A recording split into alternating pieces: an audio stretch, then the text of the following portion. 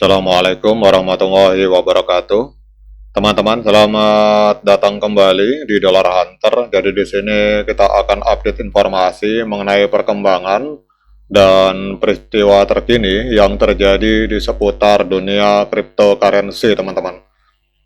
Namun seperti biasa, sebelum kita berbicara tentang dunia kripto, mari hari ini kita berdoa bersama-sama memohon pada Allah agar kita semua senantiasa diberikan nikmat berupa kesehatan dan juga diberikan keberkahan dalam tiap rezeki yang kita terima pada hari ini, teman-teman.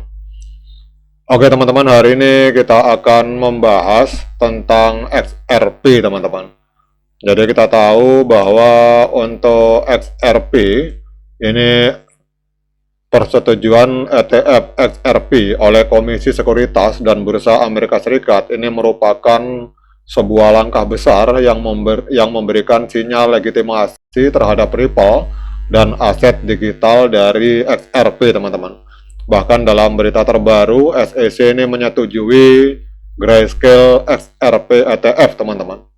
Namun pertanyaannya, mengapa beberapa ETF disetujui oleh SEC tetapi harga kok tidak langsung meledak, teman-teman? Bahkan kita lihat di sini di CoinMarketCap ini harganya malah turun ke 2,97 US dollar, teman-teman. Padahal banyak di antara kita yang berpikiran bahwa kalau misalkan XRP ETF ini disetujui oleh pemerintah Amerika Serikat, maka harga akan langsung meledak. Ada yang menyatakan sampai 10 dolar atau 5 dolar, teman-teman. Tetapi kenyataannya yang kita lihat, walaupun ETF disetujui, tetapi harga XRP malah mengalami penurunan, bahkan cenderung stagnan, teman-teman. Jadi kita akan membahas tentang hal ini, teman-teman. Jadi persetujuan ETF XRP oleh Komisi Sekuritas dan Bursa di Amerika Serikat ini memang merupakan sebuah langkah besar yang memberi sinyal legitimasi terhadap XRP, dan produk ETF ini akan memungkinkan investor mendapatkan exposure ke XRP tanpa harus membeli token langsung atau menyimpannya di dompet digital atau langsung berurusan dengan kompleksitas teknologi blockchain, teman-teman. Namun meskipun disambut dengan antusias oleh komunitas kripto, ada satu hal yang menarik perhatian, yaitu mengapa harga XRP itu tidak langsung meledak setelah adanya kabar persetujuan ETF, teman-teman. Jadi salah satu penyebab utamanya itu adalah kenyataan bahwa investor institusional itu bergerak jauh lebih lambat dibandingkan investor retail, teman-teman. Jadi mengapa investor retail atau saya ulangi, teman-teman. Jadi mengapa investor institusional itu tidak langsung masuk, teman-teman? Jadi banyak orang bertanya, jika ETF XRP sudah disetujui, mengapa dana besar dari institusi itu belum langsung mengalir deras, teman-teman? Jadi jawabannya sederhana, bahwa institusi itu memiliki mekanisme dan proses yang lebih kompleks dibandingkan investor retail atau investor individu, teman-teman. Jadi investor institusional itu tidak bisa langsung begitu saja melakukan pembelian XRP. Mereka harus melakukan analisis mendalam terhadap resiko, kemudian adanya regulasi, likuiditas, hingga dampak terhadap pajak, teman-teman. Jadi proses ini melibatkan tim analis, kemudian manajer resiko, bahkan melibatkan pengacara atau lawyer, teman-teman. Jadi setiap lembaga keuangan besar itu memiliki hierarki keputusan untuk membeli produk baru seperti ETF XRP. Perlu ada rapat komite investasi, persetujuan manajemen risiko, serta tanda tangan dari pihak regulator lokal jika diperlukan, dan semua ini memakan waktu, teman-teman.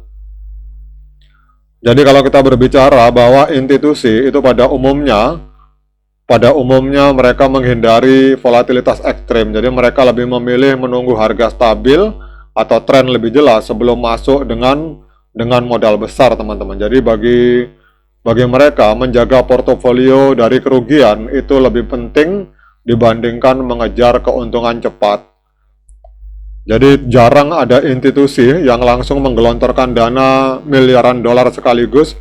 Biasanya mereka masuk sedikit demi sedikit, menguji pasar lalu menambah exposure seiring waktu. Jadi itulah sebabnya kenapa harga XRP tidak langsung meledak, walaupun kita lihat di sini XRP ETF sudah disetujui oleh pemerintah Amerika Serikat, teman-teman. Nah, sekarang dengan adanya informasi ini kita akan cek untuk pergerakan harga XRP, teman-teman. Jadi pada hari ini XRP masih menempati peringkat ketiga, mengalami koreksi 0,21% diperdagangkan di angka 2,98 US dollar, teman-teman. Kemudian untuk kapitalisasi pasarnya ada di angka 178,39 miliar US dollar, dan untuk volume 24 jamnya ada di angka 3,17 miliar US dollar, teman-teman. Kemudian kita akan cek secara teknikal, teman-teman. Jadi kalau kita melihat di sini untuk di time frame bulan, ini trennya adalah tren kenaikan. Jadi kita lihat di sini harga berada di atas EMA 13 dan EMA 21 di time frame bulan, teman-teman. Kemudian kita turun ke time frame mingguan.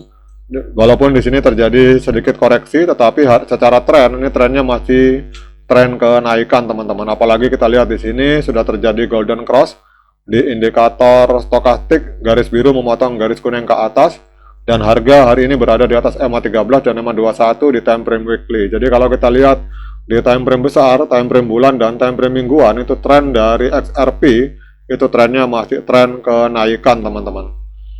Kemudian kita turun ke time frame hari, teman-teman. Jadi kalau time frame hari ini terjadi dead cross, teman-teman. Teman-teman perhatikan di sini di indikator stokastik garis biru memotong garis kuning ke bawah, artinya tren penurunan, dan juga harga masih berada di bawah EMA 13 dan EMA 21, artinya belum ada tanda-tanda sinyal untuk masuk, teman-teman. Jadi saran saya kalau kita mau melakukan pembelian, kita tunggu breakout, teman-teman. Jadi kita tunggu harga berada di atas EMA 13 dan EMA 21 di time frame hari. Nah, pada saat itu terjadi baru kita bisa melakukan pembelian. Tetapi kalau kita melihat harga hari ini masih berada di bawah EMA 13 dan EMA 21 di time frame hari, artinya masih akan ada peluang terjadinya koreksi, teman-teman. Jadi harga trennya masih tren penurunan, sehingga menurut saya kalau teman-teman sebagai seorang trader lebih baik uangnya disimpan dulu. Jadi pada intinya, teman-teman, kalau kita melihat di sini persetujuan dari ETF XRP Grayscale ini memang tidak langsung membuat harga melonjak, dan itu sangat wajar karena perilaku investor institusional itu berbeda dengan investor retail, teman-teman. Jadi mereka bergerak lebih lambat, penuh perhitungan, dan seringkali masuk secara bertahap. Namun justru menurut saya disitulah peluang terbuka bagi para retail selama institusi masih dalam tahap evaluasi dan persiapan. Jadi retail bisa mulai mengakumulasi, memanfaatkan volatilitas, dan bersiap menyambut lonjakan harga jangka panjang ketika modal besar akhirnya mengalir, teman-teman. Jadi demikian update informasi kali ini, teman-teman. Tetap semangat menciptakan profit di dunia kripto, namun tetap hati-hati. Sekian dari saya. Assalamualaikum warahmatullahi wabarakatuh.